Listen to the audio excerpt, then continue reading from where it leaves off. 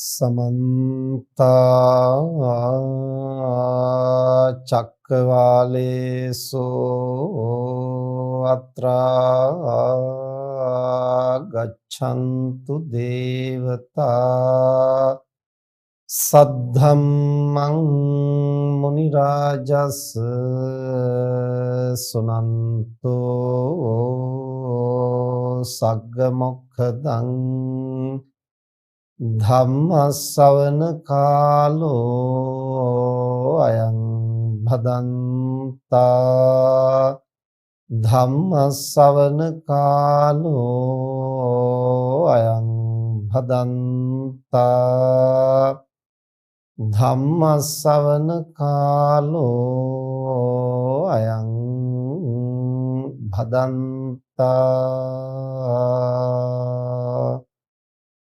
නමෝ තස් භගවතෝ අරහතෝ සම්මා සම්බුද්දස්ස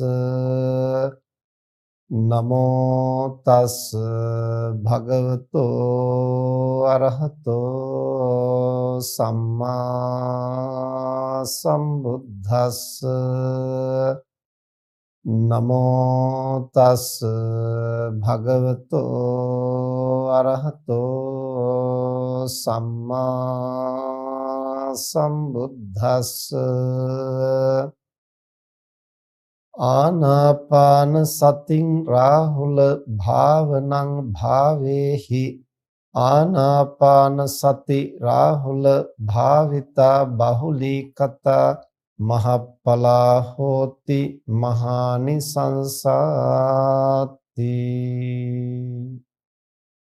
සද්ධාවන්ත පින්නතුනි, හැමදෙනාම ටික වෙලාවක් ධර්ම ශ්‍රවණය කරන්න සූදානම් වෙන්නේ. අද ධර්ම දේශනාවෙහි දායකත්වයේ දරන්නේ රාජගිරියේ පදිංචි තිසේරා මහත්මිය සහ තිසේරා මහතා ඇතුළු දූදරු පිරිස විසින්. පින්කමේ ආරමුණ 2019 පෙබරවාරි මාස 25 වෙනි දින මිය පරලෝ යන්නට යෙදුණු පද්මා පෙරේරා මෑණියන්ට සහ වසර 20කට පෙර මිය පරලෝ යන්නට යෙදුණු සෝමරත්න පෙරේරා පියාණන්ට මේ උතුම් ධර්ම දානමය කුසල බලයෙන් සසර දුකින් මිදී ඉක්මන් භවයකදී නිර්වාණ සම්පත් සාක්ෂාත් කරගන්නට ශක්තිය ලැබේවා කියන ප්‍රාර්ථනාව පෙරදරි කොටගෙන තිසේරා මහතාගේ මිය පරලෝ යන්නට යෙදුණු ආතරද තිසේරා පියාණන්ට, ලෙටීද තිසේරා මෑණියන්ට සහ වෛද්‍ය උපාලිද තිසේරා සහෝදරයාට මේ උතුම් වූ ධර්ම දානමය කුසලයෙන් නිර්වාණ සම්පත් සැලසේවා කියන ප්‍රාර්ථනාව ඇතිව ඒ වගේම මිය පරලෝ යන්නට යෙදුණු සියලුම ඥාති හිත මිත්‍රාදීන්ගේ භව ගමන සුවපත් වේවා. සුජීවත්ව සිටින සියලු ඥාති හිත මිත්‍රාදීන්ට නිදුක් නිරෝගී සුව චිරජීවනයේ සැලසේවා කියන ප්‍රාර්ථනාව ඇතිව දේශකයන්න් වහන්සේටත් ආශිර්වාද කරමින් අද ධර්ම දේශනාවෙහි දායකත්වයේ දරන්නේ. ඒ පින්තුන් විසින් අද ධර්ම දේශනාවේ මාතෘකාව හැටියට අපට ආරාධනා කරන්නට යෙදුනේ මජ්ක්‍ධිම නිකායේ මහා රාහුලෝවාද සූත්‍ර දේශනාව. මේ රාහුලෝවාද සූත්‍රය භාවනා කරන සියලු දෙනාටම ඊ타ත්ම වැදගත් මාර්ගෝපදේශ සපයන වටිනා සූත්‍ර දේශනාවක්. බුදුරජාණන් වහන්සේ විසින් ආනාපාන සති භාවනාවට ප්‍රවේශ වෙන කෙනෙකුට ඒ ආනාපාන සතිය මනවින් ප්‍රගුණ කරන්නට పూర్ව භාවනා උපදෙස් වශයෙන් තවත් භාවනා ක්‍රම 7ක් මූලික භාවනාවන් හැටියට, ඒ කියන්නේ ආනාපාන සතිය මනවින් ප්‍රගුණ කරන්නට උපකාරක භාවනාවන් හැටියට තවත් භාවනා කර්මස්ථාන 7ක් මේ සූත්‍රයේදී දේශනා කරනවා. එතකොට ඒ 7යි ආනාපාන සතියයි භාවනා කර්මස්ථාන පැහැදිලිව 8ක් දේශනා කරනවා. ආනාපාන සතිය ප්‍රගුණ කිරීම 16 ආකාරයකින් දක්වනවා. ඒ 16 ආකාරයක් කියන්නේ කායානුපස්සනාව වැඩෙන විදිහට 4 ආකාරයකිනුත්, වේදනානුපස්සනාව 4 ආකාරයකිනුත්, චිත්තානුපස්සනාව 4 ආකාරයකිනුත්, ධම්මානුපස්සනාව 4 ආකාරයකිනුත් වැඩෙන විදිහට මේ ආනාපාන සතිය වඩන්නේ කොහොමද කියන බව මේ සූත්‍රයේදී පැහැදිලි කරනවා. තවත් සූත්‍රවලත් විශේෂයෙන් ආනාපාන සති සූත්‍රයේදීත් ඒ ක්‍රමයට බුදුරජාණන් වහන්සේ කරුණු පැහැදිලි කරනවා. එතකොට ආනාපාන සති භාවනාව හැටියට සතිපට්ඨාන භාවනාවන් හතරම සංග්‍රහ කරලා ගත්තොත් ਸਰව සම්පූර්ණයෙන්ම භාවනා කර්මස්ථාන 11ක් පිළිබඳව කරුණු දක්වමින් තමයි මේ සූත්‍ර දේශනාව දේශනා කරලා තියෙන්නේ. ඒතර ප්‍රධාන වශයෙන් භාවනා කර්මස්ථාන 8ක් සඳහන් වෙනවා. ආනාපාන සතියත් ආනාපාන සතියට පූර්ව කෘත්‍ය හැටියට අනුගමනය කළ යුතු පුහුණු කළ යුතු භාවනා කර්මස්ථාන 7කුත් වශයෙන් මේ සූත්‍රයේහි පැහැදිලි කරන්නේ. එතකොට මේ මූලික වශයෙන් භාවනා කර්මස්ථාන 7ක් දක්වන්නේ කුමක් නිසාද?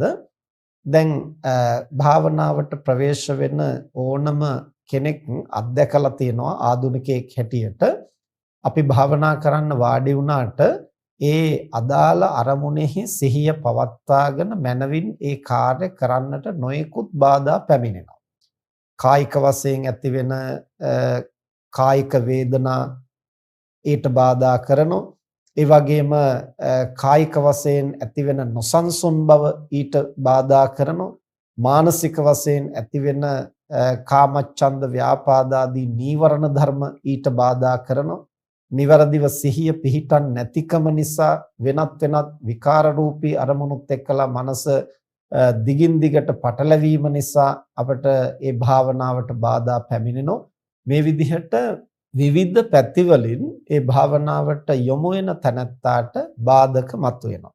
ඉතින් අන්නේ බාධක සමනය කරගන්නට අවශ්‍ය වෙන භාවනා කර්මස්ථාන 7කුත් ඉන් අනතුරුව ආනාපාන සති භාවනාව සතර සතිපට්ඨානයම වැඩෙන ආකාරයට ක්‍රමානුකූලව පුහුණු කිරීමත් කියන මේ කරුණු තමයි මහා රාහුලෝවාද සූත්‍රයේදී බුදුරජාණන් වහන්සේ දේශනා කරන්නේ.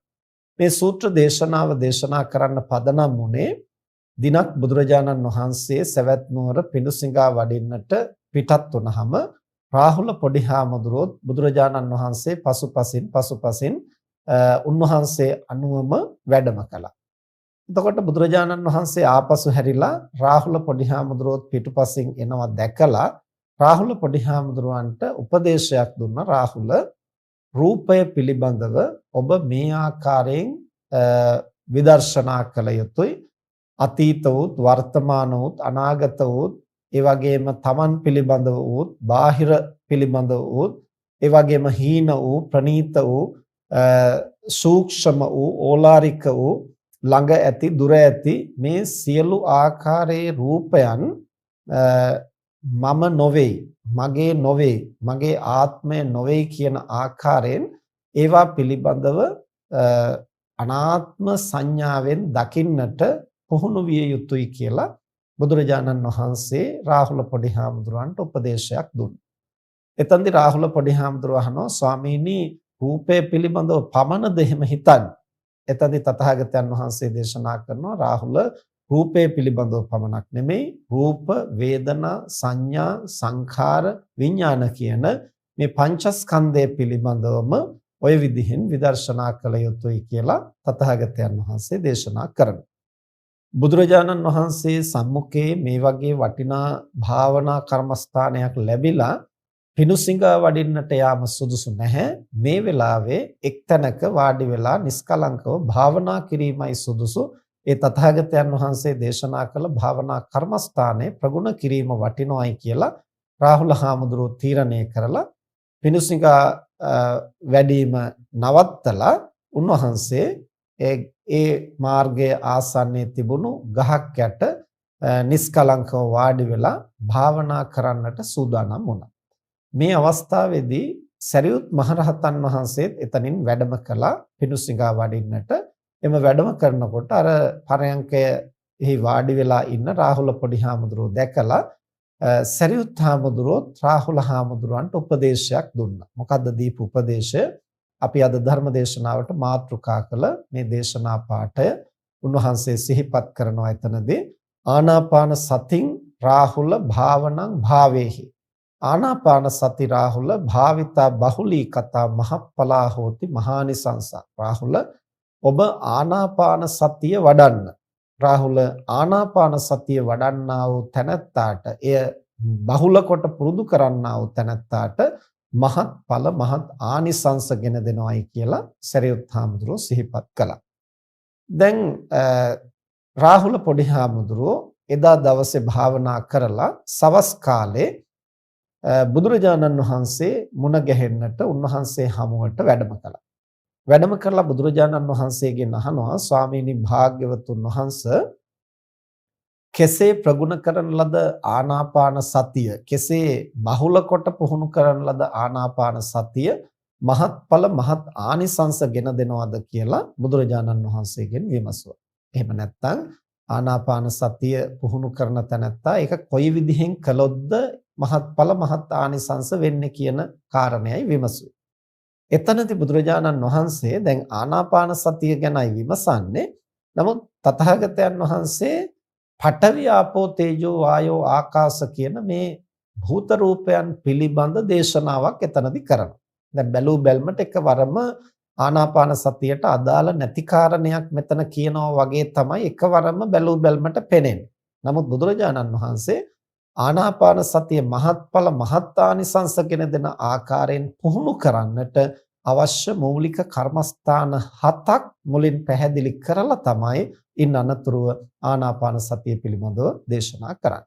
එතකොට පළමු කර්මස්ථානයේ තමයි එහිදී තථාගතයන් වහන්සේ දක්වන්නේ පඨවි ආපෝ තේජෝ වායෝ ආකාශ කියන මේ මහා භූත රූප පිළිබඳව ආධ්‍යාත්මික බාහිර වශයෙන් විමසා බලලා. ඒ කියන්නේ තමන්ගේ කයෙහිත් පඨවි ආපෝ තේජෝ වායෝ ආකාශ කියන මේ රූප කොටාස පවතිනවා, බාහිර ලෝකෙත් පවතිනවා. ඒවා සංසන්දනාත්මකව දකිමින් ඒ බාහිර ලෝකයේ පවතින රූප කොටාස මම හෝ මගේ ආත්මය හැටියට සැලකිය නොහැකි. ඒ වගේම තමයි මේ තමන්ගේ කය පිළිබඳව තමන්ගේ පංචස්කන්ධය පිළිබඳව පවතින පඨවි ආපෝ තේජෝ වායෝ ආකාශ කියන මේ රූප කොටාසත් මම හෝ මගේ ආත්මය හැටියට ගත හැකි කිසිවක් එහි නැහැ කියන බව නුවණින් විමසා බලන්නට බුදුරජාණන් වහන්සේ එහිදී උපදෙස් දෙනවා. එහිදී තථාගතයන් වහන්සේ දක්වනවා රාහුල මේ කයෙහි තද ගතියෙන් යුක්ත වූ පඨවි බහුල වූ කොටස් පවතිනවා. කෙස් ලොම් නිය දත් සම් මස් ආදී වශයෙන් දැන් පින්නතුන්ට මතකයිනේ දෙතිස් කුණප කොටාශ හැටියට දක්වන කරුණු 32. එයින් මුලින් දක්වන කාරණා 20ක් මුලින් දක්වන කරුණු 19කුත් අවසානයේට දක්වන මත්තකේ මත්තලුංගම් කියන ඒ කාරණයක් එකතු වුනහම කරුණු 20ක් පඨවි ධාතු හැටියටයි ගන්නේ. කේසා ලෝමා නකා දන්තා තචෝ මංසං නහරු අට්ටි අට්ටිමින්ජා වක්කං හදයන් යකනං කිලෝමකම් පිහකං පප්පාසං අන්තං අන්තගුණං උදරියං කරීසං. එතනට එනකන් 19යි. ඊට පස්සේ අවසානයේට කියන මත්තකේ මත්තලුංග හිස් මොළය කියන හිසෙහි පවතින මොළය කියන මේ කාරණයක් ගත්තාම එතකොට ඒ කරුණු 20 පඨවි ධාතු කොටාශ හැටියට බුදුරජාණන් වහන්සේ මෙහිදී පෙන්වා දෙනවා. එතකොට දැන් අපි දන්නවා අභිධර්මයට අනුව බලනකොට පඨවි ධාතුව පමණක් වෙන්ව පවතින්නේ පඨවි ආපෝ තේජෝ වායෝ කියන මේ භූත රූප හතරම එකට බැඳී පවතින. එතකොට මේ පවතින හැම තැනකම ආකාශ ධාතුවත් පවතිනෝ අඩු වැඩි වශයෙන්. නමුත් යම් රූප කොටාශයක යම් රූප කලාපයක පඨවි ධාතුව බහුල නම් ඒ රූප කලාපය පඨවි ධාතු කියන පොදු සම්මුතියෙන් තමයි හඳුන්වන්නේ. යම් රූප කොටාශයක ආපෝ ධාතුව බහුල නම් ආපෝ රූප බහුල නම් ඒ සමස්ත රූප කලාපයම ආපෝ ධාතුව හැටියට අපි පොදුවේ හඳුනා ගන්නවා. ඉතින් ඒ විදිහට මේ කෙස්ලොම් නියදත් ආදී වශයෙන් හඳුන්වන තැන්වල පඨවි ධාතුවක් තියෙනවා, ආපෝ ධාතුවක් තියෙනවා, තේජෝ වායෝ ආකාශ සියල්ලම තියෙනවා. නමුත් පඨවි බහුල නිසා ඒ කොටාස 20ම පඨවි ධාතු කොටාශ හැටියට හඳුනා ගන්නවා. දැන් බුදුරජාණන් වහන්සේ රාහුල පොඩි හාමුදුරන්ට උපදෙස් දෙනවා රාහුල මේ තමන්ගේ ශරීරය සම්බන්ධව මේ පඨවි කොටාස 20 පිළිබඳව නුවණින් කල්පනා කරලා බාහිර ලෝකයේ තද ගතියෙන් යුක්ත වූ ගස්වැල් ඒ වගේම පර්වත මහ පොළව යෙවල් දොරවල් ආදී වශයෙන් යම්තාක් පඨවි කොටාස තියෙනවා නම් ඒ පඨවි ධාතුවත් මේ පඨවි ධාතුවත් පඨවි ධාතුව වශයෙන් සමානයි. එතකොට බාහිර ලෝකයේ පවතින පඨවි ධාතුව සත්වයක්ය, පුද්ගලයෙක්ය, ආත්මයක්ය, මමය, මගේය කියලා ගත හැකි ස්වરૂපයක් එහි නැහැ. ඒ වගේම තමයි මේ තමන්ගේ කය සම්බන්ධ කෙස්ලොම් නියදත් ආදි වශයෙන් දක්වන මේ පඨවි කොටාශයන්ගෙත් සත්ව පුද්ගල ආත්ම වශයෙන් මම වශයෙන් මගේ වශයෙන් ගත හැකි කිසිවක් නැති බව නුවණින් විමසා බලන්නට බුදුරජාණන් වහන්සේ උපදෙස් දෙනවා. ඊළඟට ශරීරයේහි පවතින ආපෝ බහුල කොටස්. එතනදිත් කොටාශ 12ක් දක්වනවා. අර දෙතිස් කුණපයන්ගේ සඳහන් වෙච්ච පිත්තං සෙම්හං පුබ්බෝ ලෝහිතං සේදෝ මේදෝ අස්සු වසා කේලෝ සිංගානිකා ලසිකා මුත්තං. ତර මේ කාරණා 12 ඒවයිහි පඨවි ආපෝ තේජෝ වායෝ ආකාශ කියන ධාතු පහම එක රාශී වෙලා පවතිනවා. නමුත් ආපෝ බහුල නිසා ආපෝ ධාතු හැටියට දක්වනවා. තර තථාගතයන් වහන්සේ දේශනා කරන රාහුල මේ තමන්ගේ පංචස්කන්ධේ තමන්ගේ කයෙහි මේ ආපෝ බහුල රූප කොටාශ පවතිනවා. ඒ වගේම බාහිර ලෝකයේත් ලිම්පොකුණු වල පවතින ජලය, ගංගා ජලය, මුහුදු ජලය ආදී වශයෙන් මේ තැන් තැන්වල පවතින ආපෝ බහුල රූප කොටාශ සලකා බලනකොට ඒ බාහිර ලෝකයේ ආපෝ ධාතුව සත්වයක්ය, පුද්ගලයෙක්ය, ආත්මයක්ය කියලා ගන්නට පුළුවන් දෙයක් එහි නැහැ. ඒ වගේම තමයි තමන්ගේ ශරීරයේ සම්බන්ධවත් ඒ ආපෝ ධාතුව සත්වයක්ය, පුද්ගලයෙක්ය, ආත්මයක්ය, මමය කියලා එහෙම ගන්නට පුළුවන් ස්වභාවයක් නැති බව නුවණින් විමසා බලන්නට බුදුරජාණන් වහන්සේ උපදෙස් දෙනවා. ඊළඟට තථාගතයන් වහන්සේ දක්වනවා තේජෝ ධාතුව. අපේ ශරීරයේ තේජෝ ධාතුව 4 ආකාරයකින් ක්‍රියාත්මක වෙනවා. ඒ මොනවද? සංතාපන තේජෝ ධාතුව, පරිධාන තේජෝ ධාතුව, ජීරාපන තේජෝ ධාතුව සහ පාචක තේජෝ ධාතුව හැටියට. සංතාපන තේජෝ ධාතුවයි කියලා කියන්නේ ශරීරය උණුසුම්ව පවත්වන තේජෝ ධාතුව. එතකොට ශරීර උණුසුම කියන එක උණ ගැනුණු අවස්ථාවල වඩා බහුලව දැනෙනවා. අනෙක් අවස්ථාවල අපේ ශරීරයේ උණුසුම්ව පවත්වන්නේ සංතාපන තේජෝ ධාතුව නිසා. ඊළඟට පරිධාන තේජෝ ධාතුව කියලා කියන්නේ ඇස් දැවිල්ල, අත් දැවිල්ල ආදී වශයෙන් තැන් තැන්වල අපට දැවිලි ගති මතුවෙන්නේ ඒ පරිධාන තේජෝ ධාතුව නිසා. ඊළඟට ජීරාපන තේජෝ ධාතුව කියලා කියන්නේ පුද්ගල ශරීරයක් උපන්න තැන ඉඳලා වයස්ගත වෙලා මරණයටපත් වෙනකන් අනුක්‍රමයෙන් දි รา පත් වෙනවා. එතකොට ඒ දි รา පත් වීම තරුණ වයසටපත් වෙනකන් එතරම් ප්‍රකට නැහැ. තරුණ වයසින් පස්සේ වඩාත් ප්‍රකට වෙනවා. එතකොට තරුණ වයසට එනකන් ප්‍රකට නොවුනට අපට වැටහෙනවා දවස් කීපයක් අපි ජල ස්නානය නොකර සිටියොත් එහෙම මේ සම මතු පිට තදින් ඇතිල්ලුවොත් අර මතු පිටින් තියෙන මැරුණු කුඩු සම ඇකිලිලා එහෙම නැත්නම් ඒක එකට එකතු වෙලා කුණු ඇඹරෙන්නා වගේ ඇඹරෙන ස්වභාවයක් අපි ඕන කෙනෙක් අත්දැකලා තියෙනවා. එතකොට තරුණ වයසේ වුණත් ළමා කාලේ වුණත් මේ සමේ ඒ විදිහට දි รา පත් වීම සිද්ධ වෙනවා. අලුතෙන් රූප කොටාශ හට ගන්නවා. නමුත් අර පැවති රූප කොටාශයන්ගේ අභාවයත් ඒ සමග සිද්ධ වෙනවා. එතකොට වයස්ගත වෙන්න මේ ස්වභාවය වඩාත් ප්‍රකට වෙනවා. ඒ කුමක් නිසාද? අර ජීරාපන තේජෝ ධාතුව නිසා දි รา පත් වීමේ ස්වභාවය ඇති වෙනවා ඒ තේජෝ ධාතුව නිසා.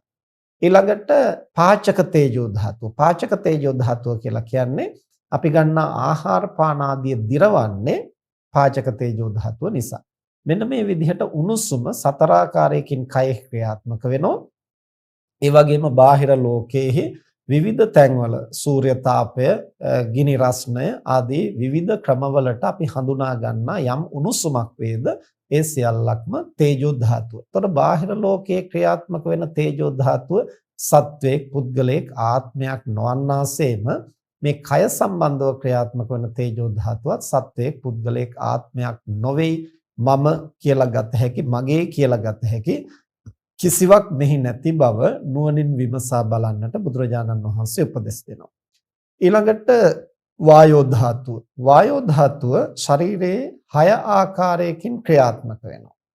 උද්ධංගම වායෝ ධාතුව, අධෝගම වායෝ ධාතුව, කුච්චිස වායෝ ධාතුව, කොට්ටස වායෝ ධාතුව, අංගමංගානුසාරී වායෝ ධාතුව සහ ආස්වාස ප්‍රස්වාස වායෝ ධාතුව වශයෙන්. එතකොට උද්ධංගම වායෝ ධාතුවයි කියලා කියන්නේ ශරීරයේ උඩට ක්‍රියාත්මක වෙන්නේ, ඉක්ක වැටෙන්නේ, ඈනුන් යන්නේ, කිවිසුන් යන්නේ, වමනය සිද්ධ වෙන්නේ මේ ශරීරයේ උඩට ක්‍රියාත්මක වෙන වායෝ ධාතුවේ බලපෑම නිසා. අදෝගම වායෝ ධාතුව කියලා කියන්නේ මල මූත්‍ර පහ වෙන්නේ, වාතය පිට වෙන්නේ මේ පහළට ගමන් කරන වායෝ ධාතුව නිසා. ඊළඟට කුච්චිස්ස වායෝ ධාතුවයි කියලා කියන්නේ බඩවැල් වලින් පිටස්තර කුස තුල පවතින වායෝ ධාතුව. ඊළඟට කොට්ටස වායෝ ධාතුවයි කියලා කියන්නේ බඩවැල් ඇතුලේ පවතින වායෝ ධාතුව. අංගභංගානුසාරී වායෝ ධාතුව කියලා කියන්නේ අපේ අත්පා ආදිය ක්‍රියා කරවන්නට පුළුවන් වෙන්නේ ශරීර අංග ප්‍රත්‍යංගයන්හි වායෝ ධාතුව ක්‍රියාත්මක වෙන නිසා. ඒ වායෝ ධාතුව නොතිබුණොත් ඒවා එහෙමම තද වෙලා දරදඬු වෙලා පවතින්නට පුළුවන්. එතකොට ශරීරාංග ප්‍රත්‍යංග පහසුවෙන් ක්‍රියා කරන්න පුළුවන් වෙන්නේ අංගමංගානුසාරී වායෝ ධාතුව නිසා. ඊළඟට ආස්වාස ප්‍රස්වාස වායෝ ධාතුව. අපි හුස්ම ඉහළ පහළ ගන්නකොට ක්‍රියාත්මක වෙන වායුව. මේ විදිහට ආකාර 6කින් අපේ ශරීරය සම්බන්ධ වායෝ ධාතුව ක්‍රියාත්මක වෙනවා. බාහිර ලෝකේ යම් තාක් වායෝ ධාතුවක් පවතිනවා නම් සුළං හැමීම් ආදී වශයෙන් ඒ සියල්ලක්ම එක හා සමාන වායෝ ධාතුවක්. එතකොට බාහිර ලෝකේ වායෝ ධාතුව සත්වයක් පුද්ගලයක ආත්මයක් නොවන්නාසේ මේ කයෙහි පවතින වායෝ ධාතුව සත්ව පුද්ගල නොවන ධාතු මාත්‍රයක් පමණයි කියන බව නුවණින් විමසා බලන්නට බුදුරජාණන් වහන්සේ රාහුල පොඩි හාමුදුරන්ට උපදෙස් දෙනවා.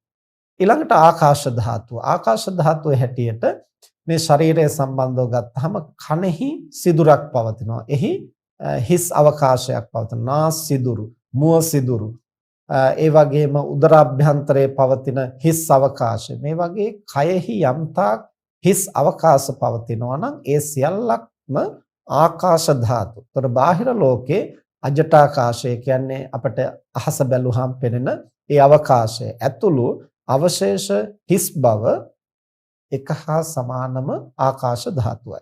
ඒතර බාහිර ලෝකේ පවතින ආකාශ ධාතුව සත්වයක් පුද්ගලයක ආත්මයක් නොවන්නාසේ මේ කය සම්බන්ධ ආකාශ ධාතුවත් සත්ව පුද්ගල ස්වභාවයෙන් විනිර්මුක්ත ධාතු මාත්‍රයක් පමණයි කියන බව නුවණින් විමසා බලන්න බුදුරජාණන් වහන්සේ උපදෙස් දෙනවා.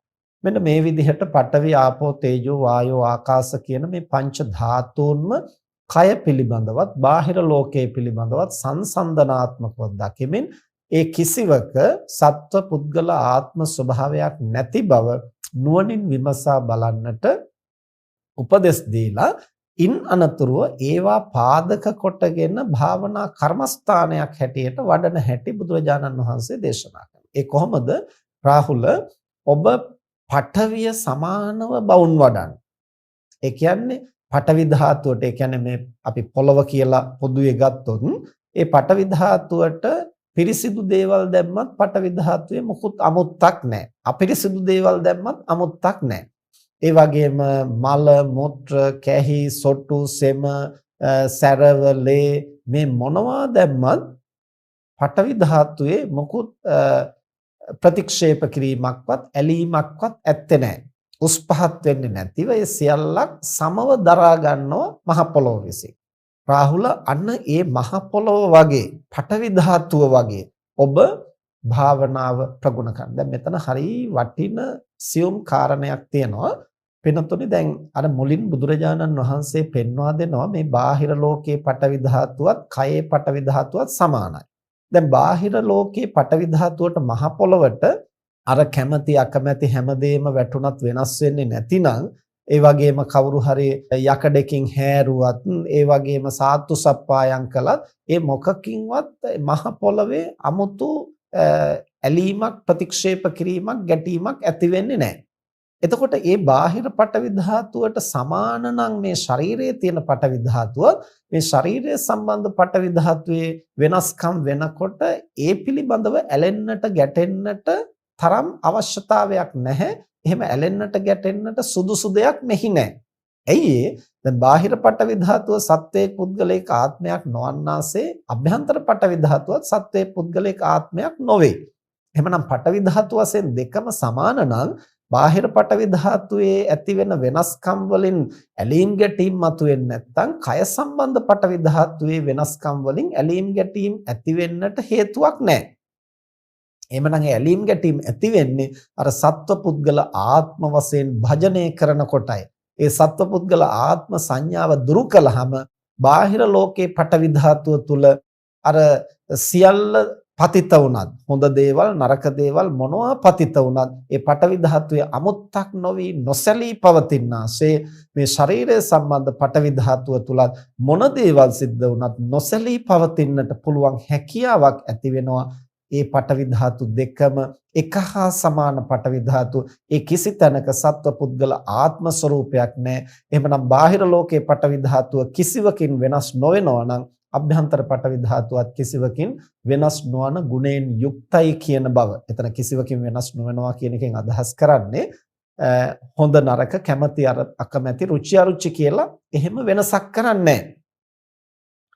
දැන් මේ විදිහට බුදුරජාණන් වහන්සේ දේශනා කරන මේ පෘථුවිය උපමාවට අරගෙන පෘථුවි සංඥාව උපමාවට අරගෙන ඒ පෘථුවි සංඥාවෙන් ඔබ බවුන් වඩන්නට උත්සාහ කරන්න. එතකොට රාහුල ඔබට යම්කිසි ඉෂ්ට අනිෂ්ට ස්පර්ශයක් ලැබෙනවා නම් ඇසින් දකින රූප, කනින් අහන ශබ්ද, නාසයෙන් ආග්‍රහණය කරන ගන්ධ, දිවෙන් ලබන රස, කයින් ලබන ස්පර්ශ, සිතින් දැනෙන ආරම්මන මේ හැම එකක් එක්කම යම්කිසි ස්පර්ශයක් ඇති වෙනවනේ. අසත් රූපයත් එකතු වීමෙන් චක්කු විඥානය ඇති වෙනකොට ඒ තුනම එකතු වීමෙන් චක්කු සම්පස්සය හට ගන්නවා. ඒ වගේම සෝත සම්පස්ස, ගාහන සම්පස්ස ආදී වශයෙන් මේ ෂඩේන්ද්‍රයන්ගේම ස්පර්ශයක් හට ගන්නවා. එතකොට මේ ස්පර්ශයන් නිසා අපි රුචිකරන ස්පර්ශයන් නිසා ඇල්ම ඇති වෙන්නට ඉඩ තියෙනවා. අකමැති ස්පර්ශයන් නිසා ගැටීම ඇති වෙන්නට ඉඩ කඩ තියෙනවා. දැන් අර පටවි ධාතුව බාහිර පටවි ධාතුවත් අභ්‍යන්තර පටවි ධාතුවත් සමානයි. බාහිර ලෝකයේ සත්වයක් පුද්ගලයෙක් නැහැ, අභ්‍යන්තරයේ සත්වයක් පුද්ගලයෙක් නැහැ. බාහිර පටවි ධාතුව රුචි අරුචිකම් මතු කරන්නේ නැතුව සියල්ලක් සමසේ දරනවාසේ අභ්‍යන්තර පටවි ධාතුවටත් ඉෂ්ඨානිෂ්ඨ කවර ස්පර්ශයක් ලැබුණත් එහි රුචි අරුචිකම් ඇති කරගන්නට දෙයක් එහි නැහැ කියන බව නුවණින් දකිනකොට රාහුල පටවිය හා සමානව නොසැලී ඔබට ඉෂ්ඨානිෂ්ඨ සියලු ආරම්මණයන්හි නොසැලෙන සිතින් බවුන් වඩන්නට පුළුවන් වෙනවා. ඒක තාමත්ම වැදගත්, තා ගැඹුරින් සිතා බැලිය යුතු කාරණයක්. භාවනා කරන්නට යොමු වෙනකොට ඒ භාවනාව සඳහා අවශ්‍ය කායික මානසික සංසිඳීම, මානසික උපේක්ෂාව ඇති කරගන්නට මේ පංච ධාතුන් උපමාවටගෙන ඒහා සමාන සිතකින් බවුන් වඩන්නට බුදුරජාණන් වහන්සේ දෙන උපදේශය. එතකොට ආපෝ ධාතුව ගැනත් එහෙමම දේශනා කරනවා. දැන් ආපෝ ධාතුවට බාහිර ජලයට පිරිසිදු දේවල් දැම්මත් අපිරිසිදු දේවල් දැම්මත් මල මූත්‍ර කැහි සොටු ඒ වගේම සුවඳ විලවුන් මේ මොනවා දැම්මත් ඒ බාහිර ආපෝ ධාතුව 아무තු රුචි අරුචිකමක් පෙන්වන්නේ නැහැ. 아무තුවෙන් හැකිලෙන්නේ නැහැ. ඒන් ලැජ්ජිත වෙන්නේ නැහැ, ගැටෙන්නේ නැහැ, ප්‍රතික්ෂේප කරන්නේ නැහැ, ඇලෙන්නේ නැහැ, බදාගන්නේ නැහැ. ඒ සියල්ලක් සමව දරා ගන්න. ඒ වගේ අභ්‍යන්තර ආපෝ ධාතුව බාහිර ආපෝ ධාතුවට සමාන නිසා එමනම් අභ්‍යන්තර ආපෝ ධාතුවේ යම් වෙනස්කමක් උණයි කියලා ඒ පිළිබඳව ඇලීම් ගැටීම් ඇති කරගන්නට දෙයක් නැහැ. මේ විදිහට කල්පනා කරලා සමසිතින් ඒ ඇති වෙන ඉෂ්ඨානිෂ්ඨ ස්පර්ශයන් රුචි අරුචි කම් වලින් ඇලෙන්නේ ගැටෙන්නේ නැතිව ඉෂ්ඨානිෂ්ඨ සියලු අරමුණු වලදී මධ්‍යස්ථ සිතින් උපේක්ෂා සහගත සිතින් හරියට ආපෝ ධාතුව හා සමව භාවනා කරන්නට ඔබ සිත පුහුණු කළ යුතුයි කියලා බුදුරජාණන් වහන්සේ උපදෙස් දෙනවා. ඊළඟට තේජෝ ධාතුව ගින්නට හොඳ දේවල් දැම්මත් දැවි යනවා. නරක දේවල් දැම්මත් දැවි යනවා. සුවඳ විලවුන් දැම්මත්, දර සඳුන් දර ආදිය දැම්මත් ඒවත් දැවි යනවා. මල මුත්‍ර කැහිසොටු ආදිය දැම්මත් ඒවත් දැවි යනවා. එතකොට ගින්න ඒකකින්වත් ඇලීමක් ගැටීමක් ඇති කරගන්නේ නැහැ. සියල්ලක්ම දවාලීම ගින්නෙහි ස්වභාවය. එතකොට බාහිර ගින්න මෙසේ ක්‍රියාත්මක වෙනවා නම් මේ කය තුල පවතින අභ්‍යන්තර තේජෝ ධාතුවත් ඒ බාහිර තේජෝ ධාතුවට සමානයි. බාහිර තේජෝ ධාතුවේ සත්වයක් පුද්ගලයෙක් නැතුවාසෙම අභ්‍යන්තරයේ සත්වයක් පුද්ගලයෙක් නැහැ.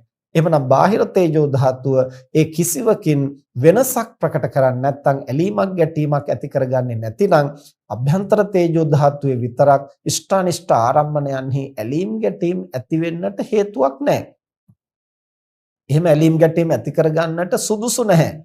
ඒ බඳු තත්වයක් නැහැ. මොකද එතනත් ආත්මයක්, සත්වයක්, පුද්ගලෙක්, මම, මගේ කියලා ගත හැකි කිසිවක් නැති නිසා. ඒ විදිහෙන් දකිමින් තේජෝ ධාතුව හා සමානව මධ්‍යස්ථ සිතින්, උපේක්ෂා සහගත සිතින් ඔබ බවුන් වඩන්න කියලා බුදුරජාණන් වහන්සේ උපදෙස් දෙනවා.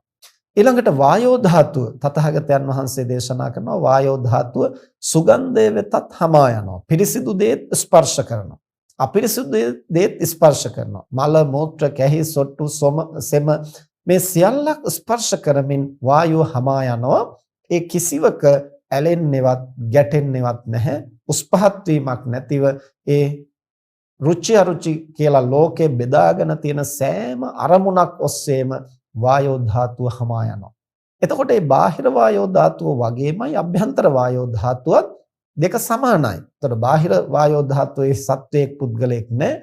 අභ්‍යන්තර වායෝ ධාතුවේ සත්වයක් පුද්ගලයෙක් නැහැ. එhmenan බාහිර වායෝ ධාතුව අර ඉෂ්ඨානිෂ්ඨ සියලු ආරම්මණයන්හි සමව පවතිනවා නම් අභ්‍යන්තර වායෝ ධාතුවත් ඉෂ්ඨානිෂ්ඨ සියල්ලෙහිම සමව පවත්වන්නට පුළුවන් විය යුතුයි.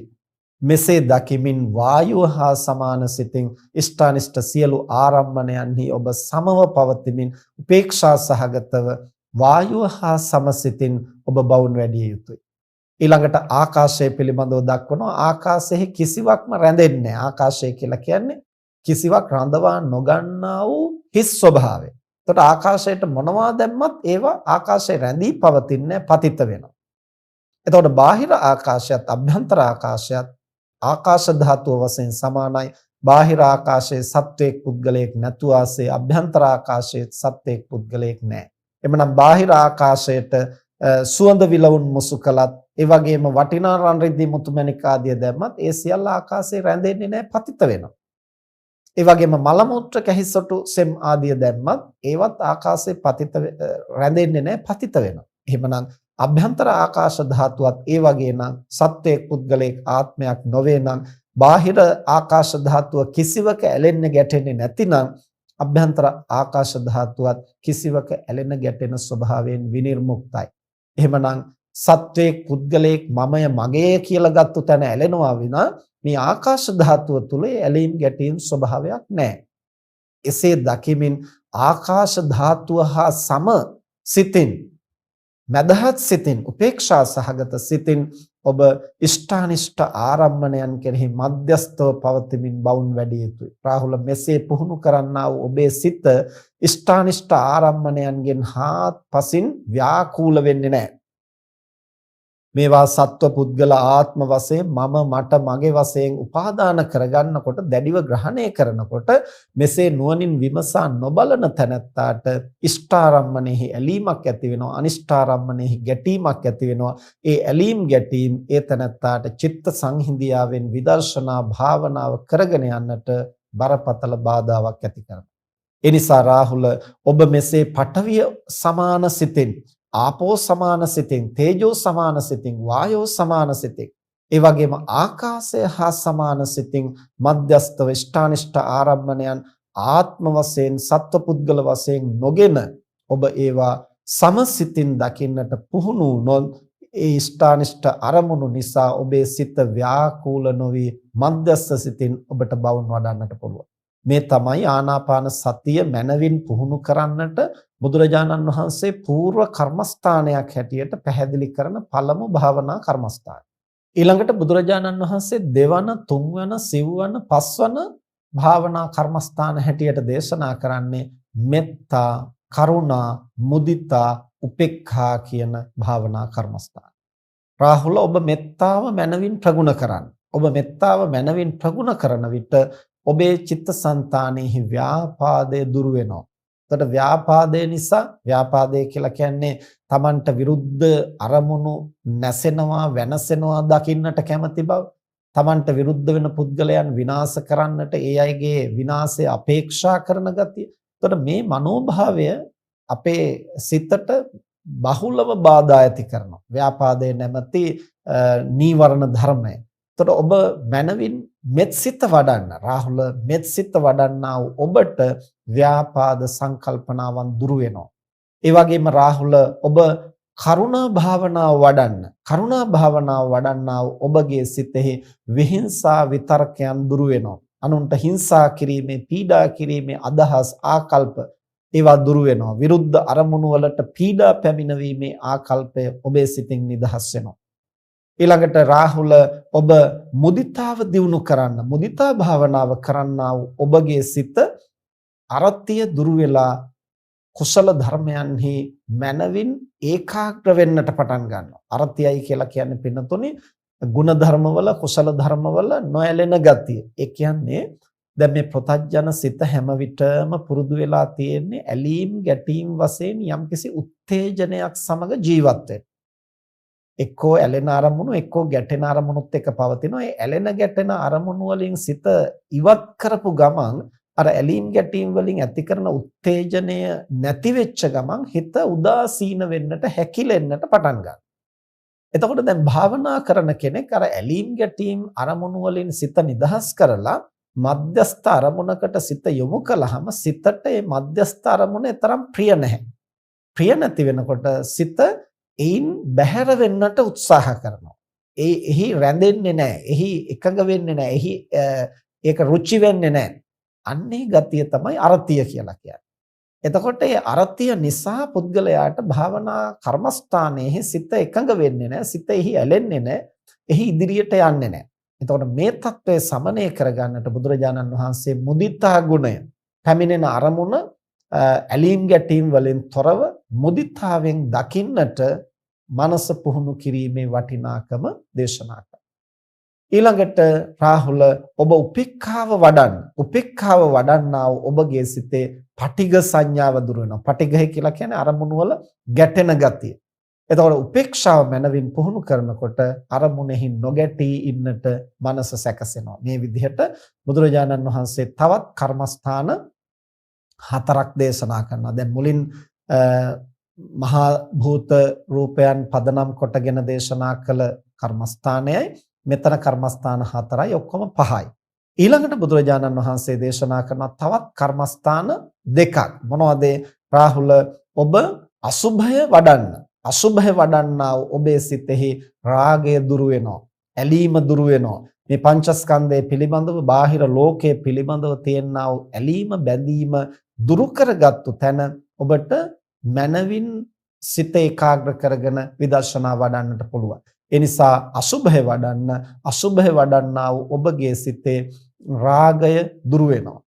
ඊළඟට 7 වෙනි කර්මස්ථානයේ හැටියට දේශනා කරනවා රාහුල ඔබ අනිච්ච සංඥාව වඩන්න. අනිච්ච සංඥාව වඩන්නා වූ ඔබගේ සිතේ අස්මිමානය දුරු කරන්නට ඔබ සමත් වෙනවා. අස්මිමානය කියලා කියන්නේ වෙමි කියන අදහස. ඒ කියන්නේ දැන් සක්කාය දිට්ඨිය දුරු වුණත්, ඒ කියන්නේ සත්වයක් පුද්ගලයක ආත්මයක් නැහැ කියලා අවබෝධය ඇති වුණත් අර කර්තෘකාරක ස්වરૂපයෙන්, ඒ කියන්නේ මම මේවා කරනවා කියන ස්වභාවයෙන් එක්තරා අස්මිමානයක් අපේ මනසෙහි ඉතිරි වෙලා පවතිනවා. ඒ අස්මිමානය දුරු වෙන්නේ අරහත් මාර්ග ඥානෙ. මේක ඊටාම සූක්ෂම කාරණයක්.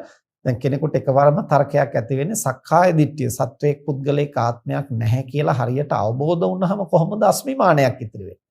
නමුත් මේ මනසෙහි ස්වභාවය තමයි ඒ සක්කාය දිට්ඨිය දුරු වුණත් ඒ වෙමි කියන අදහස. එහෙම නැත්නම් මේවා ධර්මයේ සඳහන් කරනවා අහංකාර මමංකාර. ඒ කියන්නේ එක්තරා කර්තෘ කෙනෙකුගේ ක්‍රියාත්මක වීමක් හැටියට මේ පංචස්කන්ධය මමායනෙන් සිතන ගතිය. ඒක ඊටාම සූක්ෂම ක්ලේශයක් හැටියට අපේ චිත්තසංතානෙහි ක්‍රියාත්මක වෙනවා. එතකොට ඒ తত্ত্বය සිතෙන් නිදහස් කරගන්නට පුළුවන් වෙන්නේ අනිච්ච සංඥාව. ඒ කියන්නේ මේ හේතු ප්‍රත්‍යයන්ගෙන් හටගත් නාම රූප ධර්ම එහිම බිඳී යනවා. එතන මේ මම කරනවා කියලාවත්, මගේ මූලිකත්වයෙන් කෙරෙනවා කියලාවත් එහෙම එකක් නැහැ. එහෙම මේ සංස්කාර ධර්මයන්හි කර්තෘ කෙනෙක් විසින් හැසිරවීමක් නැහැ. සත්වයක් පුද්ගලයක ආත්මයක් නැති බව දැනුණා වුණත් එක්තරා කර්තෘකාරක ගතිය, මෙහෙවන ගතිය පිළිබඳ සංඥාව. එතකොට එහෙම මෙහෙවන ගතියක් නෙමෙයි, ඒ නාම රූප ධර්මයන්ගේ ක්‍රියාකාරීත්වය. ඒ නාම ධර්ම වල රූප ධර්ම වලට අදාළ කෘත්‍යයක් තියෙනවා. කෘත්‍ය කියලා කියන්නේ එහි කාර්යභාරය. දැන් රාගයේහි කාර්යය තමයි ඇලෙන ගතිය, ද්වේෂයේහි කාර්යය තමයි ගැටෙන ගතිය. දැන් උදාහරණයක් හැටියට අපි ගත්තොත් දැන් කාන්දමක් ගත්තාම ධන ඍණ කියලා අග්‍ර දෙකක් තියෙන. එතකොට එහි ක්‍රියාකාරීත්වය ඇලෙන ගැටෙන ස්වરૂපයෙන් යුක්තයි. එතකොට ඇලෙනවා ගැටෙනවා කියන එකේ තේරුම මම කැමති මම අකමැති කියන ස්වභාවයක් කාන්දමට නැහැ. එහි කෘත්‍ය, එහි ක්‍රියාකාරීත්වය. ගින්නෙහි ක්‍රියාකාරීත්වය තමයි දවන ස්වභාවය. වායුවේහි ක්‍රියාකාරීත්වය තමයි තෙපුල් දෙන පුම්බන ස්වභාවය. ඒ හැම ධාතුවකටම ආවේනික වූ ක්‍රියාකාරීත්වයක් පවතිනවා. එතකොට මෙතන කවුරුවත් මෙහෙවනවා නෙවෙයි. ඒ නාම රූප ධර්මයන්හි ක්‍රියාකාරී ගුණයයි මෙහි ක්‍රියාත්මක වෙන්නේ. නමුත් අවිද්‍යාව ਸਰව සම්පූර්ණයෙන්ම දුරු කරන්නේ අරහත්යෙන්. ඒ අවිද්‍යාව සම්පූර්ණයෙන් දුරු කරන තෙක් ඒ අස්මි කියන ස්වභාවය, අස්මිමානය ඊටාම සූක්ෂම විදිහට ක්‍රියාත්මක වෙන බව ධර්මයේ පැහැදිලි කරන්නේ. ඒතර බුදුරජාණන් වහන්සේ දේශනා කරන අනිච්ච සංඥාව ප්‍රගුණ කරන්න. ඒ නාම රූප ධර්මයන් වෙන්කොට හේතු ප්‍රත්‍යයන්ගෙන් හටගෙන වහා බිඳී යන ගතිය නැවත නැවත බහුලව දකිනකොට තමයි මෙතන කතෘ කෙනෙක් ඇත්තේ නැහැ, මේ නාම රූප ධර්මයන්ගේ ක්‍රියාකාරීත්වයක් පමණයි කියන බව හරියටම සිතට තහවුරු වෙන්නේ.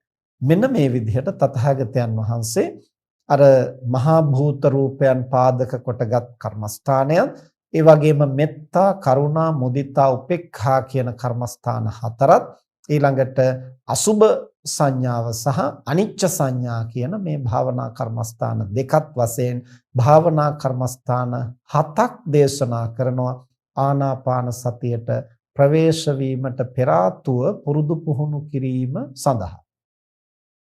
ඉන්නනතුරුව තමයි බුදුරජාණන් වහන්සේ රාහුල හාමුදුරුවන්ට ආනාපාන සතිය දේශනා කරන්නේ. එය ඔබ කවුරුත් දන්නා හැටියට තථාගතයන් වහන්සේ දේශනා කරනවා රුක් මුලකට ගිහිල්ලා හෝ හුදකලා තැනකට, ජනශූන්‍ය තැනකට ගිහිල්ලා පරයන්කෙන් වාඩි වෙලා හොඳට කය ඍජු කරගෙන තමන්ගේ ආස්වාස ප්‍රස්වාසය පිළිබඳව සිහිය පිහිටුවාගෙන සිහියෙන් යුක්තව ආස්වාස ප්‍රස්වාස කරනවා. එතකොට මේ ආනාපාන සති භාවනාවේදී තමයි පෙන්වන්නේ බුදුරජාණන් වහන්සේ විශේෂයෙන්ම භාවනා ඉරියව්ව පිළිබඳව පැහැදිලි කරන්නේ. අවශේෂ භාවනාවන්ට එහෙම නිශ්චිත ඉරියව්වක් දක්වන්නේ නැහැ. හුදකලාව භාවනා කරන්නට කියන කාරණය බොහෝ තැන්වල මතු කරලා තියෙන හුදකලා භවෙහි අවශ්‍යතාවය. නමුත් මේ ආනාපාන සතිය සම්බන්ධව දේශනා කරද්දී පරයන්කෙන් වාඩි වෙලා කය ඍජුව පවත්වාගෙන සිහිය පිහිටුවාගෙන ඒකල යුතු බව හැමතැනම දේශනා කරනවා. ඊට හේතුව තමයි කය ඍජුව නොතිබුණොත් ආස්වාස ප්‍රස්වාස ක්‍රියාවලිය නිවැරදිව ස්වභාවිකව ක්‍රියාත්මක වෙන්නේ නැහැ. එතකොට එහි යම්කිසි විකෘති ස්වરૂපයක් අපි අධ්‍යයනය කරන්නට ගියොත් අපි යථා ස්වභාවය නෙමෙයි අපි හඳුනාගන්නේ, විකෘතියයි තේරුම් ගන්න. එහෙම වුණොත් ඒක යථාබෝධයට බාධාවක් වෙනවා. ඒ වගේම කායික සංහිඳියාව අවශ්‍යයි ආනාපාන සතිය මනවින් ප්‍රගුණ කරන්න. මානසික සංහිඳියාවත් අවශ්‍යයි. ඒ කායික මානසික සංහිඳියාවත් එක්ක ආනාපාන සතියට ප්‍රවේශ වෙන්නට අවශ්‍ය නිසා තමයි අර ඉරියව්ව පිළිබඳ විශේෂයෙන් බුදුරජාණන් වහන්සේ දේශනා. එතකොට ওই විදිහට පරයන්කයකින් වාඩි වෙලා කය ඍජුව පවත්වාගෙන අභිමුඛයේ සිහිය පිහිටුවාගෙන ආස්වාස ප්‍රස්වාසයේ පිළිබඳව අවධානය යොමු කරනවා. එතකොට මේ ආස්වාස ප්‍රස්වාස එහෙම නැත්නම් ආනාපාන සතිය අපි මුලින්ම සිහිපත් කළා පියවර 16කින් තමයි බුදුරජාණන් වහන්සේ දක්වන්නේ. ඒ 16කින් දක්වන්නේ කුමක් නිසාද? විශේෂයෙන් ආනාපාන සති සූත්‍රයේදී ඒ පිළිබඳ විශේෂ විග්‍රහයක් බුදුරජාණන් වහන්සේ සිද්ධ කරනවා. ඒ 16 ආකාරයෙන් පළමු 4 ආකාරය කායානුපස්සනාව හැටියට ප්‍රගුණ කරන්නේ. ඒ මොනවද? දීඝං වා අස්ස සන්තෝ දීඝං අස්ස සාමීති පජානාති දීඝං වා පස්ස සන්තෝ දීඝං පස්ස සාමීති පජානාති. දීර්ඝ වශයෙන් ආස්වාස ප්‍රස්වාස කිරීම. ඊළඟට රස්සං වා අස්ස සන්තෝ රස්සං වා පස්ස සන්තෝ කෙටි ආකාරයෙන් ආස්වාස ප්‍රස්වාස කිරීම. ඊළඟට සබ්බකාය පටිසංවේදී අස්ස සිස්සාමීති සමස්ත ආස්වාස ප්‍රස්වාස කය, ඒ කියන්නේ ආස්වාස ප්‍රස්වාස ක්‍රියාවලිය සමස්තයක් හැටියට අරමුණු කරමින් ආනාපාන සතිය වඩනවා. ඊළඟට පස්සම්භයං කාය සංකාරං අස්ස සිස්සාමීති සික්ඛති. ඒ කාය සංස්කාරය සංසිඳුවමින්, කාය සංස්කාරය කියලා මෙතන හඳුන්වන්නේ ආස්වාස ප්‍රස්වාසය. ඒ ආස්වාස ප්‍රස්වාසයේ සංසිඳුවමින් භාවනා කරනවා. මේ කාරණා හතරම කායානුපස්සනාවටයි ගැනෙන්නේ. කායානුපස්සනා කියලා එයි හඳුන්වන්නේ ආස්වාස ප්‍රස්වාසය කියලා කියන්නේ කය සම්බන්ධ කාරණයක්. ආස්වාස ප්‍රස්වාස වායුව. එතකොට කාය වේදනා චිත්ත ධම්ම කියන සතර සතිපට්ඨානය ගත්තාම මේ වායුව සම්බන්ධව ආස්වාස ප්‍රස්වාස සම්බන්ධ භාවනාව කායගත සති භාවනාවක්නේ. එතකොට මේ මුල් පියවර හතරෙදිම පැහැදිලි කරන්නේ ආස්වාස ප්‍රස්වාසය ඒ වායුව පිළිබඳව අධ්‍යයනය කිරීම. දීර්ඝ වශයෙන් හුස්ම ගන්නකොට පිට කරනකොට කෙටියෙන් හුස්ම ගන්නකොට පිට කරනකොට ඒ අවස්ථා දෙක මනවින් අධ්‍යයනය කිරීම. ඒවා හිත හිතා දීර්ඝව හුස්ම ගන්නවා හිත හිතා කෙටියෙන් හුස්ම ගන්නවා කියන එක නෙමෙයි. ස්වභාවිකව හුස්ම වැටෙන්නට ඉඩ හැරලා ඒ ස්වභාවික ක්‍රියාවලිය අධ්‍යයනය කිරීමයි මෙතනදී පැහැදිලි කරන්නේ. දැන් සමහරු උත්සාහයෙන් ඒවා කරන්න උත්සාහ කරනවා. එතකොට එක්තරා අභ්‍යාසයක්. ඒවා හැඳින්වෙන්නේ අර ප්‍රාණයාම අභ්‍යාස හැටියට. දැන් යෝග ක්‍රමවල තියෙනවානේ ප්‍රාණයාම කියලා අභ්‍යාස ක්‍රමයක්. ඒ වෙද්දී එක් නාස්පුඩුවක් වහගෙන එකකින් පමණක් හුස්මගෙන පිට කරනවා. අනිකෙන් හුස්මගෙන අනිකෙන් පිට කරනවා. ඊළඟට හුස්මගෙන රඳවාගෙන සිටිනවා. වේගෙන් කෙටි කෙටි හුස්ම ගන්නවා. මේ විදිහට එක එක ක්‍රමයකට පුහුණු කරනවා. ඒ එක්තරා අභ්‍යාස ක්‍රමයක්. ඒතර ආනාපාන සතිය කියලා කියන්නේ අභ්‍යාස ක්‍රමයක් නෙමේ. ආස්වාස ප්‍රස්වාස ක්‍රියාවලිය පිළිබඳ පූර්ණ අවබෝධයකටපත් වීමට ඒ පිළිබඳ අධ්‍යයනය කිරීම. ඒතර අභ්‍යාසගත වීමයි අධ්‍යයනය කිරීමයි දෙකක්. ඒ නිසා ආනාපාන සති භාවනාවේදී අභ්‍යාසගත වීමක් නෙමෙයි කරන්නේ.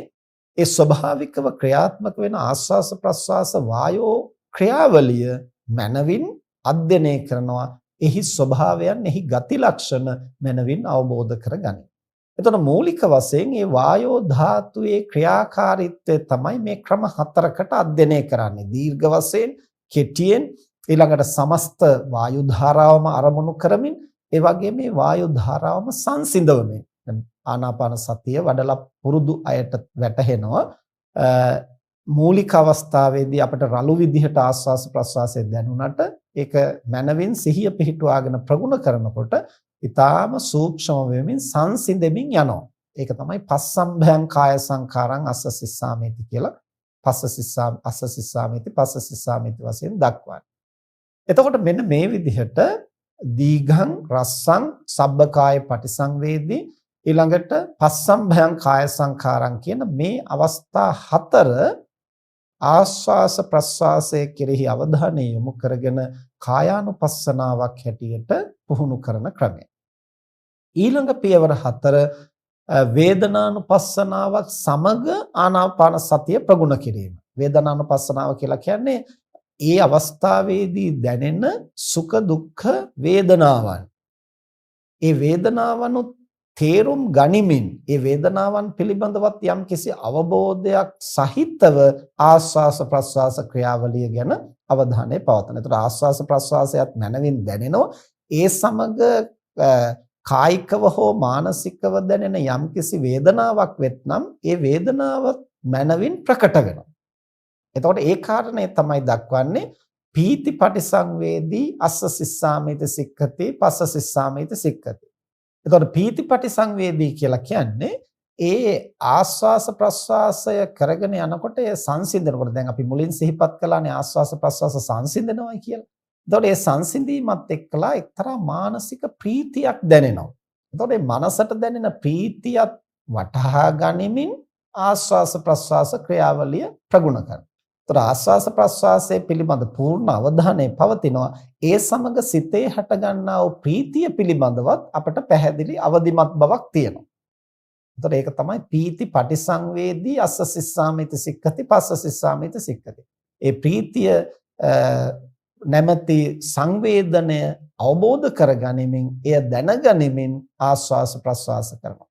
ඊළඟට සුඛ පටිසංවේදී අස්ස සිස්සාමිත සික්ඛති පස්ස සිස්සාමිත සික්ඛති. සුඛ පටිසංවේදී කියලා කියන්නේ කායිකව දැනෙන සැපය. දැන් අර ආස්වාස ප්‍රස්වාසයේ සංසිඳෙනකොට ප්‍රීතිය ඇති වෙනකොට අපේ කයටත් ලොකු සැහැල්ලු බවක් සුවයක් දැනෙන්නට ගන්නවා. එතකොට ආස්වාස ප්‍රස්වාසයේ වගේ මේ කායිකව දැනෙන සුව සහගත බව යෝගියාට දැනෙන්නට පටන් ගන්නවා. එතකොට ඒ සුඛ සහගත බව දැනෙනකොට ඒක සමග ඇලෙන්න බැඳෙන්න ගියොත් එතනින් එහාට ආස්වාස ප්‍රස්වාස කර්මස්ථානයෙන් තමන්ගේ සිත ගිලිහී යනවා. අර මුලින් ඒකයි මේවා ආත්ම වශයෙන් ගන්නෙ නැතුව සත්වපුද්ගල වශයෙන් ගන්නෙ නැතිව අස්මිමාණයෙන් ගන්නෙ නැතිව සිත පුහුණු කරන්නට මৌলিক කර්මස්ථානවලදී බුදුරජාණන් වහන්සේ උපදෙස් දෙන්නේ මධ්‍යස්තව මේ යතහ ස්වභාවය දකින්නට අවශ්‍ය නිසා. එතකොට කායික වශයෙන් දැනෙන සුවයත් දැනගනිමින් එයත් අවබෝධ කරගනිමින් ඒහා සමග ආස්වාස ප්‍රස්වාස ක්‍රියාවලිය ඊතා සියුම් විදිහට අවධානය පවත්වාගෙන එය අධ්‍යයනය කරනවා. ඊළඟට චිත්ත සංඛාර පටිසංවේදී අස්ස සිස්සාමිති සික්කති. චිත්ත සංඛාර කියලා කියනවා සිත ක්‍රියාත්මක වෙන මූල ධර්ම. මොනවද? සංඥා වේදනා දෙක තමයි චිත්ත සංඛාර හැටියට හඳුන්වන්නේ. එතකොට සංඥාව සහ වේදනාව. එතකොට මෙතන දැන් ඒ සංඥාව සහ වේදනාව ක්‍රියාත්මක වෙන ආකාරය වටහා ගනිමින් ආස්වාස ප්‍රස්වාස ක්‍රියාවලිය ගැන අවබෝධය එහෙම නැත්නම් ආස්වාස ප්‍රස්වාසය ගැන සිහිය පුහුණු කරනවා. ඒකයි චිත්ත සංඛාර පටිසංවේදී. ඊළඟට පස්සම්භයං චිත්ත සංඛාරං අස්ස සිස්සාමිති සික්ඛති පස්ස සිස්සාමිති සික්ඛති. ඒ චිත්ත සංඛාරයේ හැටියට දක්වපු සංඥාව සහ වේදනාව මෙතන විශේෂයෙන් වේදනාව හඳුනාගන්නේ අපි වේදනානුපස්සනා සතිපට්ඨානයේ හැටියට. එතකොට මේ වේදනාව සංසිඳවමින් කායිකව මානසිකව Tamanට දැනෙන සිත ක්‍රියාත්මක වෙන්න උපකාර වෙන ඊතා සූක්ෂම විදිහෙන් දැනෙන්නා වූ සුඛ සහගත හෝ සෝමනස්ස සහගත වේදනාවන් සංසිඳවමින් ආස්වාස ප්‍රස්වාස ක්‍රියාවලිය අධ්‍යයනය කරනවා. එහෙම නැත්නම් සිහියෙන් අවබෝධයෙන් පවත්වනවා. මෙන්න මේ විදිහට ඊළඟට දක්වන පියවර 4 වේදනානුපස්සනාව පිළිබඳව සතිය පවත්වමින් ආස්වාස ප්‍රස්වාස ක්‍රියාවලිය අවබෝධ කර ගැනීම. එහෙම නැත්නම් ආනාපාන සතිය වැඩි වීම. ඊළඟ පියවර 4 චිත්තානුපස්සනාව සම්බන්ධව. චිත්තපටි සංවේදී අස්ස සිස්සාමිති සික්ඛති පස්ස සිස්සාමිති සික්ඛති. එතකොට සිත පිළිබඳව සංවේදීව එහෙම නැත්නම් සිත මේ ආනාපාන සති ක්‍රියාවලිය සිද්ධ වෙනකොට සිත කොහොමද ක්‍රියාත්මක වෙන්නේ කියලා අවබෝධ කර ගනිමින් ආනාපාන සතිය වඩනවා. එතකොට ආස්වාස ප්‍රස්වාස ක්‍රියාවලිය සිද්ධ වෙනකොට ඒහා සමග සිත කොහොමද ක්‍රියාත්මක වෙන්නේ?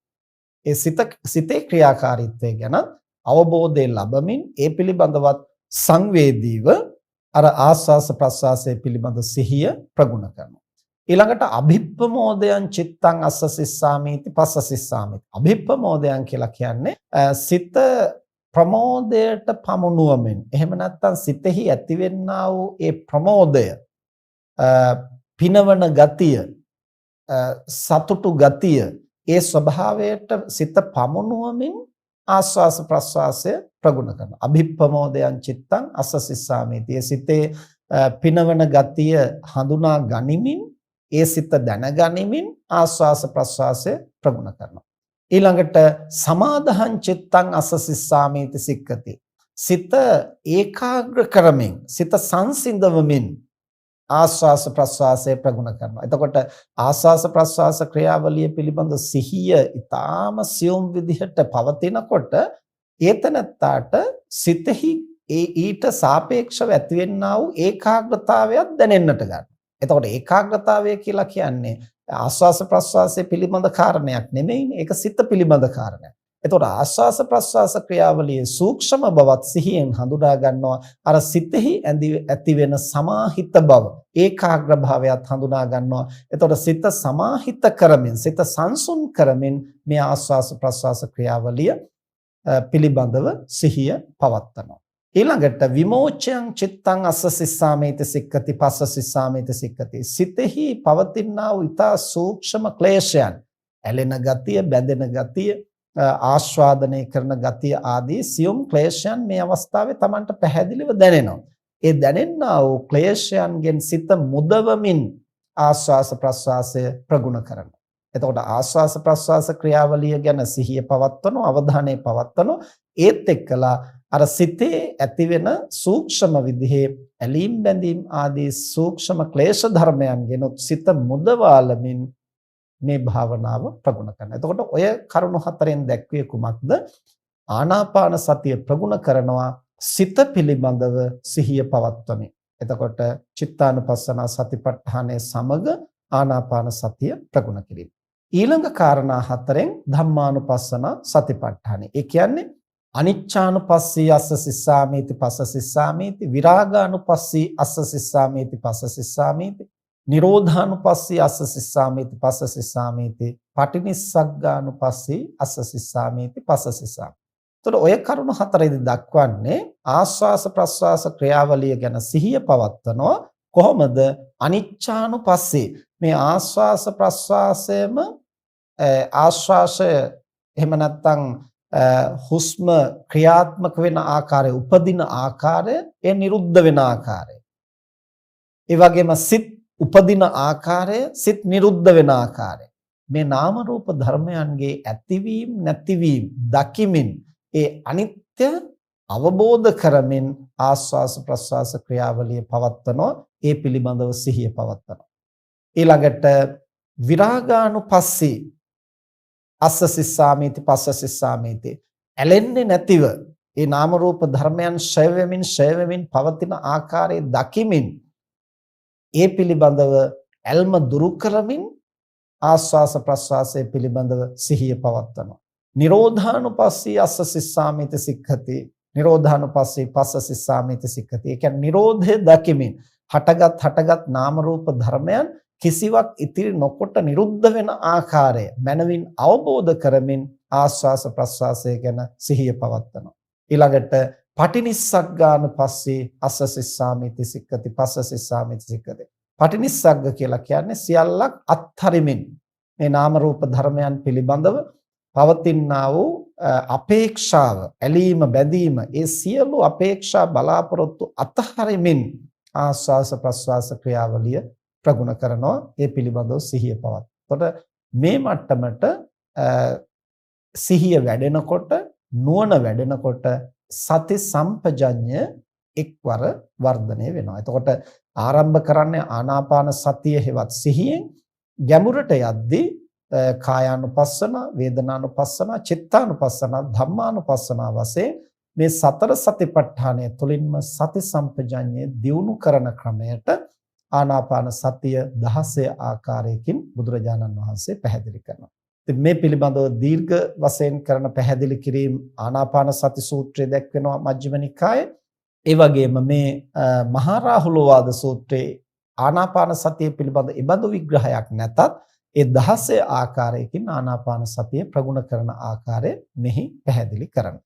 මෙන්න මේ විදිහට බුදුරජාණන් වහන්සේ දා රාහුල හාමුදුරුවෝ විමසුවේ මහත්ඵල මහත් ආනිසංස ගෙන දෙන ආකාරයට ආනාපාන සතිය වඩන්නේ, බහුල කරන්නේ කොහොමද කියලයි විමසුවේ. එයට පිළිතුරු වශයෙන් පඨවි ආපෝ තේජෝ වායෝ ආකාශ කියන මේ මහා භූතයන් හා සමව සිත පවත්වා ගනිමින් ඉෂ්ඨානිෂ්ඨ ආරම්මණයන්ගෙන් සිත ව්‍යාකූල නොවි මනස පවත්වන ආකාරය පළමු කර්මස්ථානයෙන් දේශනා කරනවා.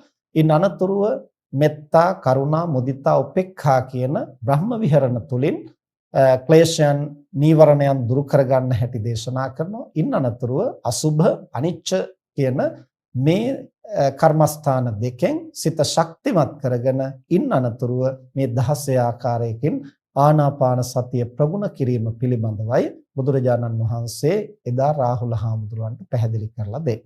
ඉතින් මේ කාරණා සිහියේ පවත්වාගෙන තම තමන් කරන භාවනාවට මේ කියන කර්මස්ථානයන්ගෙන් කෙබඳු සහයෝගයක් ලබාගත හැකිද කියලා නුවණින් තේරුම් අරගෙන ඒ විදිහට ගත සිත සංසිඳුවාගෙන තමන් පුහුණු කරන ආනාපාන සති කර්මස්ථානය මනවින් ප්‍රගුණ කරන්නට මේ දහම් කරුණු හැම දිනාටම මහෝපකාරී වේවා කියලා ආශිර්වාද කරනු.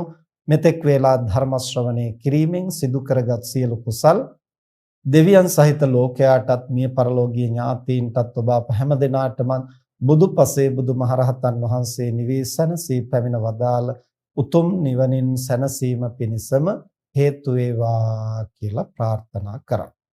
ආකාසට්ඨා ච භුම්මට්ඨා දේවා නාග මහිද්దికා පුඤ්ඤන්තං අනුමෝදිත්වා චිරං රක්ඛන්තු ශාසනං ආකාසට්ඨා ච භුම්මට්ඨා දේවා නාග මහිද්దికා පුඤ්ඤන්තං අනුමෝදිත්වා චිරං රක්ඛන්තු දේශනං ආකාසට්ඨා ච භුම්මට්ඨා දේවා නාග මහිද්దికා පුඤ්ඤන්තං අනුමෝදිත්වා චිරං රක්ඛන්තු ත්වං සදා. අද ධර්ම දේශනාවෙහි දායකත්වයේ දරන්නේ රාජගිරියෙහි පදිංචි තිසේරා මහත්මිය සහ තිසේරා මහතා ඇතුළු දූදරු පිරිස විසින් 2019 පෙබරවාරි මාස 25 වැනි දින මිය පරලෝ යන්නට යෙදුණු පද්මා පෙරේරා මෑණියන්ට සහ වසර 20කට පෙර මිය පරලෝ යන්නට යෙදුණු සෝමරත්න පෙරේරා පියාණන්ට පුණ්‍යානුමෝදනා කිරීම, තිසේරා මහතාගේ මිය පරලෝ යන්නට යෙදුණු ආතරද තිසේරා පියාණන්ට, ඩෙටීද තිසේරා මෑණියන්ට සහ වෛද්‍ය උපාලිද තිසේරා සහෝදරයාට පුණ්‍යානුමෝදනා කිරීම, ඒ මව්පිය සහෝදර සියලු දෙනාටම උතුම් නිර්වාණ අවබෝධයේ පිණිස මේ ධර්ම දානමය කුසලයේ හේතු වේවා කියන ප්‍රාර්ථනාවෙන්, ඒ වගේම මිය පරලෝ යන්නට යෙදුණු අවශේෂ සියලු ඥාතීන්ටත් පුණ්‍යානුමෝදනා කරමින්, සුජීවත්ව සිටින සියලු දෙනාට නිදුක් නිරෝගී සුව චිරජීවනයේ ප්‍රාර්ථනා කරමින්, දේශකයන්න් වහන්සේටත් ආශිර්වාද කරමින් අද ධර්ම දේශනාවෙහි දායකත්වයේ දරන්නේ හැම දිනාටම ධම්ම අසන්නට අවස්ථාව සලස්වා දීම ධර්ම දානමය මහ පිංකමක්. එය ප්‍රඥාව දියුණු කරගන්නට හේතු වෙනවා. තම තමන් ධර්ම ශ්‍රවණය කිරීමත් ප්‍රඥාව දියුණු වෙන මහ පිංකමක්. මේ ਸਰව ප්‍රකාරයෙන් සිදු කරගත් සියලු කුසල් ලෝකය සම්බුද්ධ ශාසනය ආරක්ෂා කරන, පිනතුන් ආරක්ෂා කරන ඉන්ද්‍රාදී සියලු පින් කැමැති දෙවි දේවතාවෝ, දේව මාතාවෝ සතුටින් අනුමෝදන් වෙත්වා. දෙවියන්ගේ දිවයිසුරු සම්පත් වර්ධනය කරගනිත්වා. සම්බුද්ධ ශාසනයත් මනුෂ්‍ය වර්ගයාත් চিරාත් කාලයක් ඉහෙන් ආරක්ෂා කෙරෙත්වා. දෙවියෝත් ප්‍රාර්ථනීය බෝධියකින් නිවන් දකිත්වා කියලා ප්‍රාර්ථනා කරන්. තිසේරා මහත්මියගේ ආදරණීය මව්පියන්, තිසේරා මහතාගේ ආදරණීය මව්පියන් සහ සහෝදරයා ඇතුළු මිය පරලෝ ගිය සියලුම ඥාති හිත මිත්‍රාදීන් මේ කුසල් දහම් සතුටින් අනුමෝදන් වෙත්වා. ඒ හැම දිනාගෙම භව ගමන සුවපත් කරගනිත්වා. ප්‍රාර්ථනීය බෝධියකින් නිවන් දකිත්වා කියලා ප්‍රාර්ථනා කරන්. ඔබ අප හැම දිනාටම මේ උදාර කුසලයේ මෙලොව යහපත අභිවෘද්ධිය පිණිස පවතිවා.